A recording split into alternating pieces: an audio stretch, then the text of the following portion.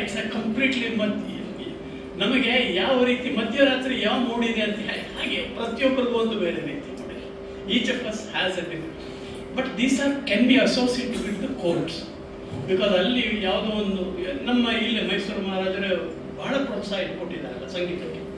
ಅವರು I am sure a lot of music has had this kind of indirect critical inputs from nobility of this kind.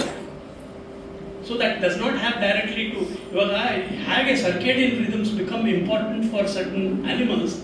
ಅಂದರೆ ನಾವು ಹಳೆ ಕಾಲದಲ್ಲಿ people slept at 6 o'clock, woke up before dawn and then went about hunting or whatever, gathering, ಏನು ಆಹಾರದ ಅನ್ವೇಷಣೆ ಬೆಳಗ್ಗೆ